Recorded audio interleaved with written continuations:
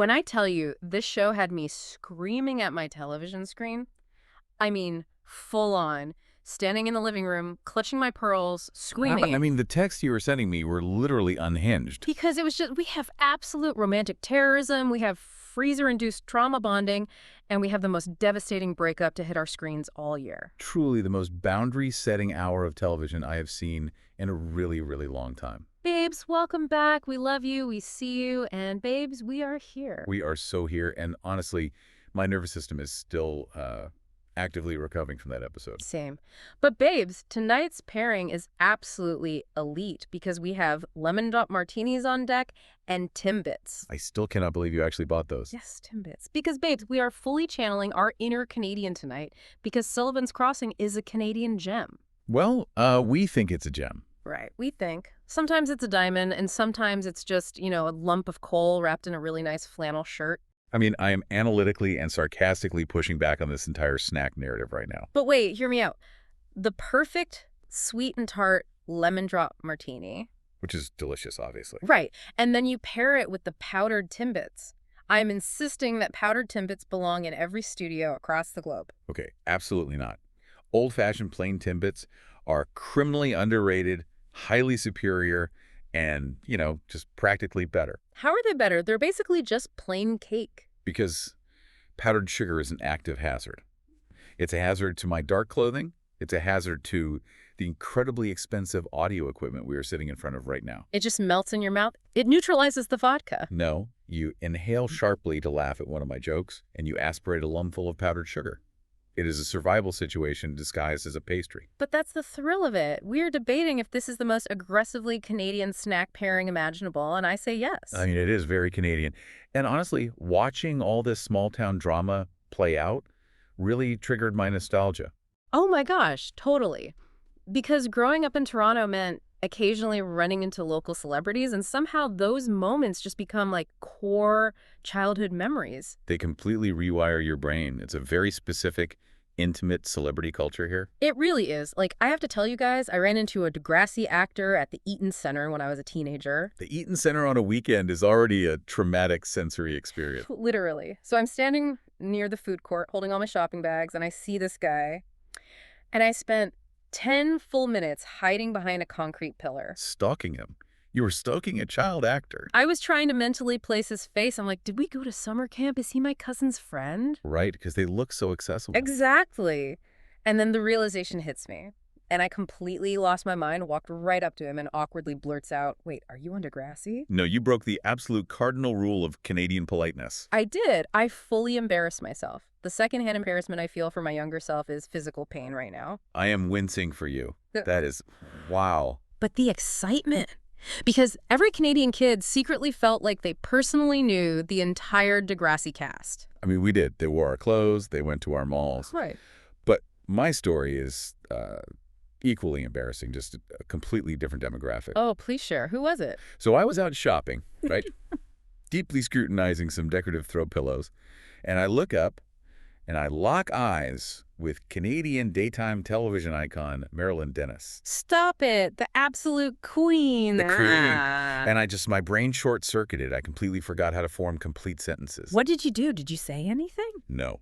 I just stood there clutching this velvet pillow, vibrating with excitement, while aggressively pretending to read the washing instructions on the tag. Yes.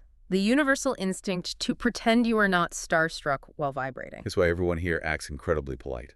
You just do the tight-lipped nod, you scooch past them, and then you text all your friends in all caps. Oh, the nostalgia of those downtown summers, taking the transit, growing up in the city, just hoping to see someone from Much Music. It was a golden era. But speaking of eras, we need to talk about the current, deeply confusing era we are entering. Oh, no. I know exactly what you're going to say. Babes, it is almost the weekend. And that means you are only a few days away from your Dude Ranch adventure.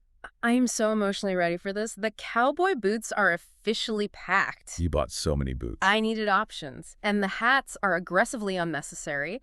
I have felt, I have straw, I have wide brim. I am fully convinced I will emotionally bond with every single horse on that property. See, you are romanticizing a situation that involves manual labor and manure.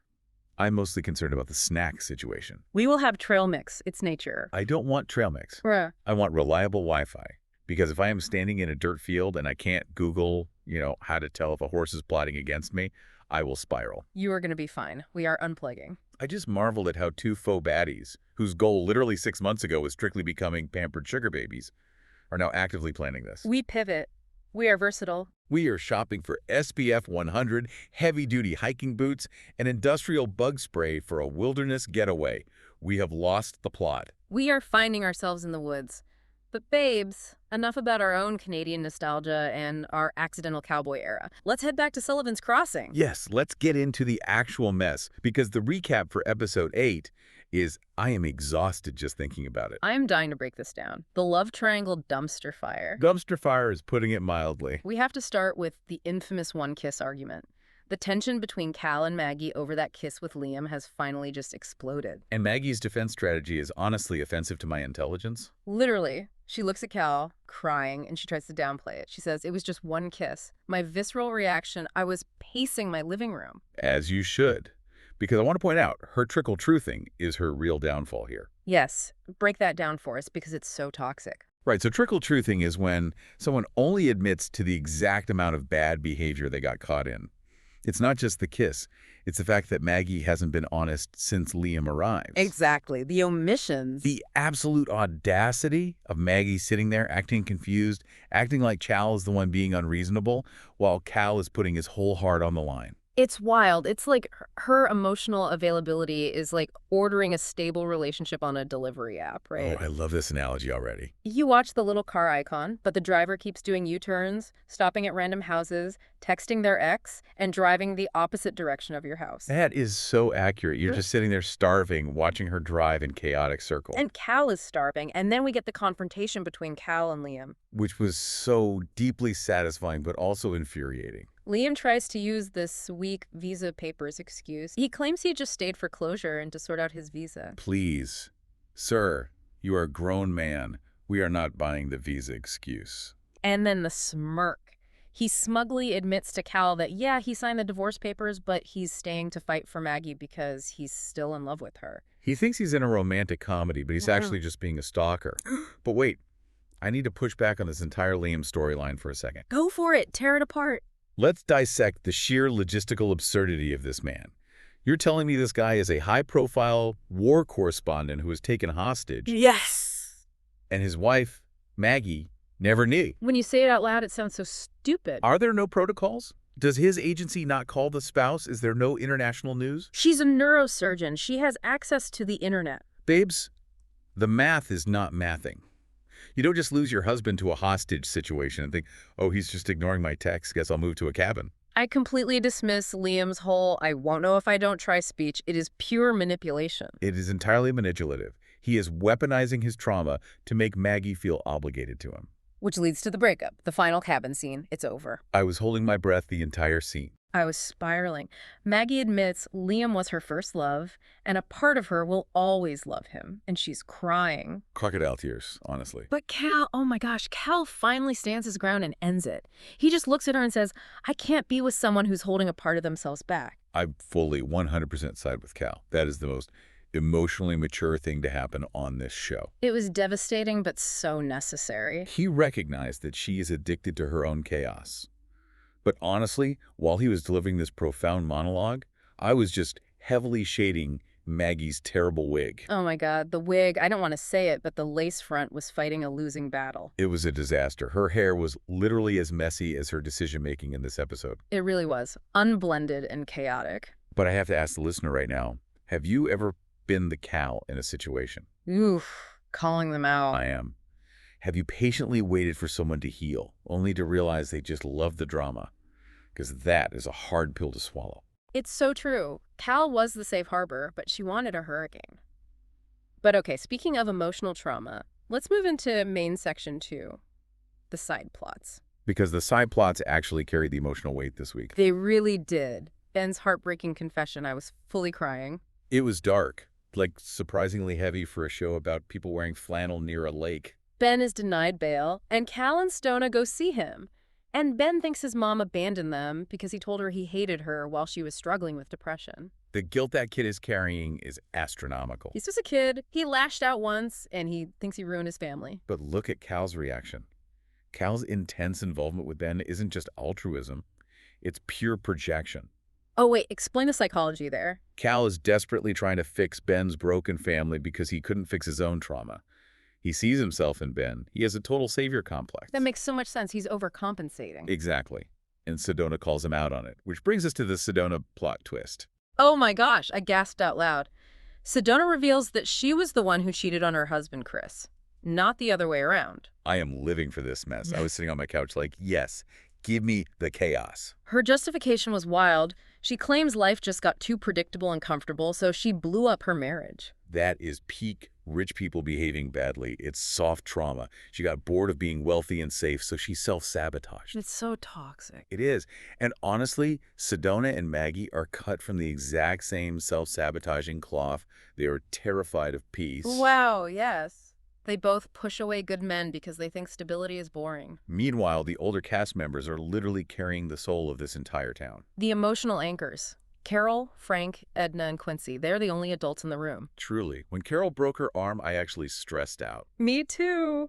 Edna finding her on the floor, and then Maggie suspects it was a mini-stroke, a TIA. Which is terrifying. Yeah. But then Carol uses that moment to give Maggie the read of the century. She really does. Carol tells Maggie to live life to the fullest so she doesn't end up with just memories and regrets. She's looking right at Maggie's terrible wig and telling her to make a choice. And Quincy does the same thing. His story about the sentimental watch his wife left him because he was too focused on work.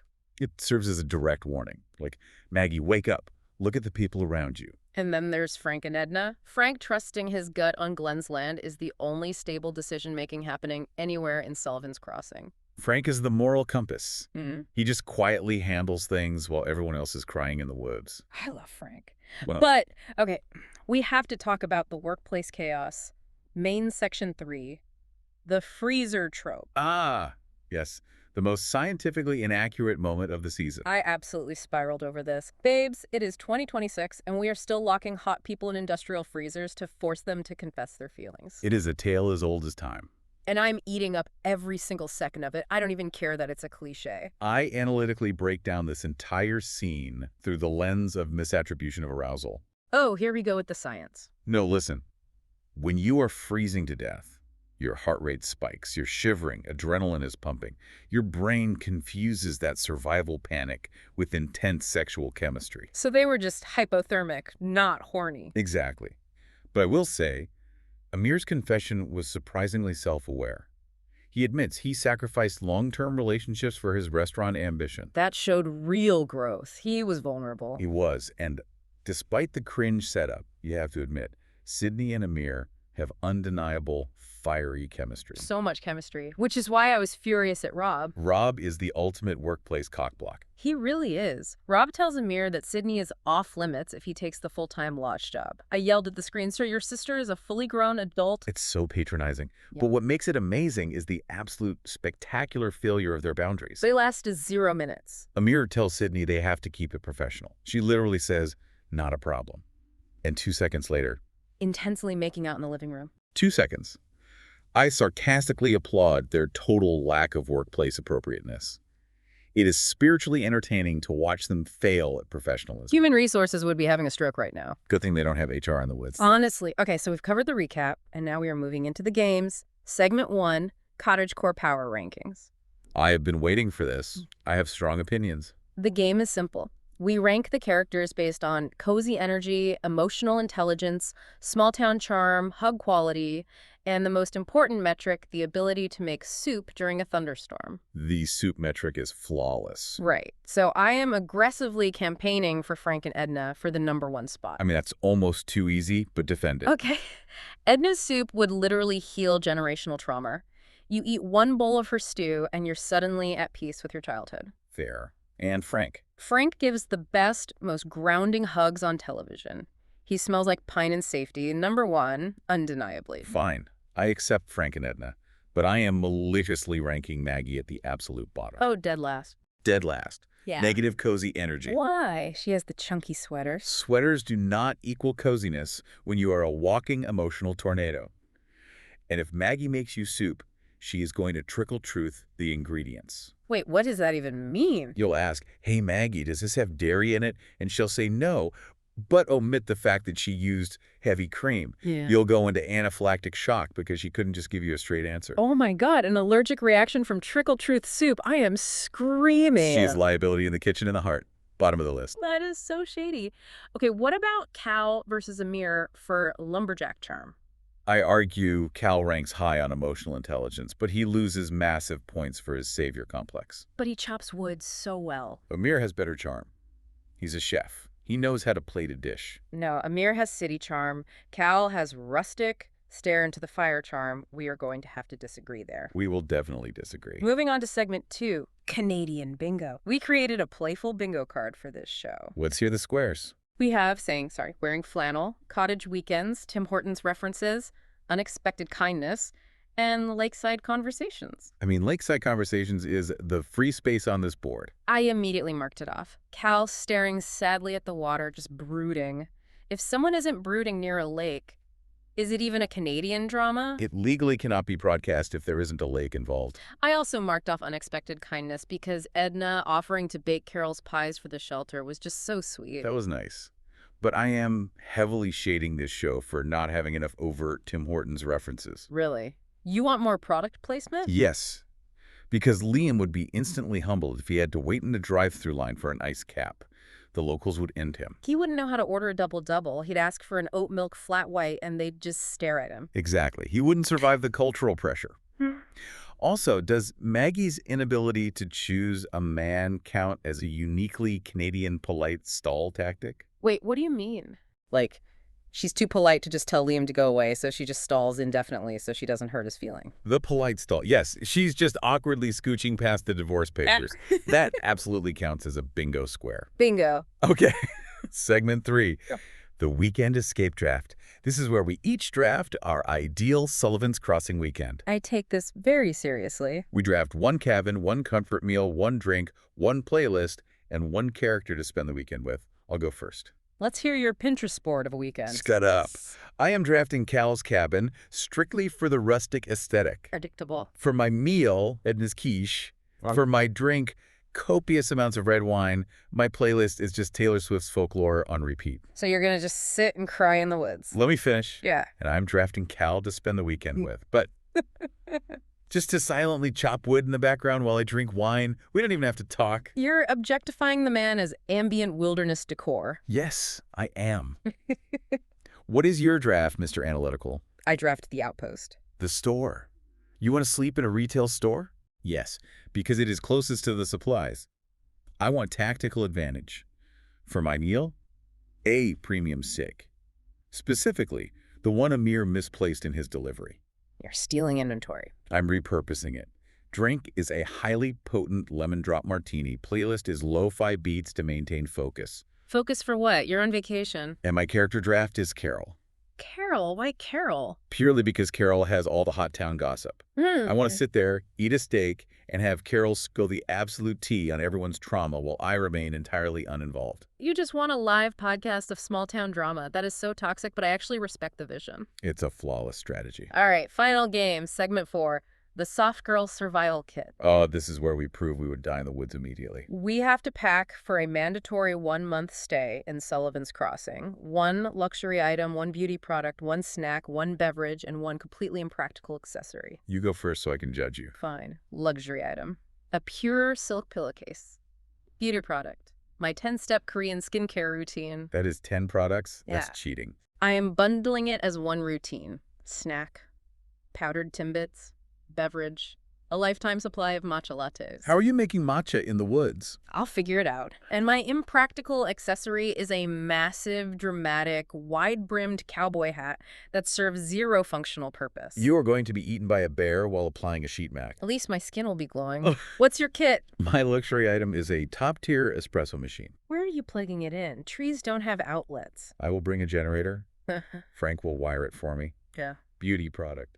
Industrial strength setting spray to combat the humidity. Okay, practical. Snack, gourmet truffle chips, beverage, perfectly chilled Chardonnay. Chilled in the freezer Amir got trapped in. Obviously.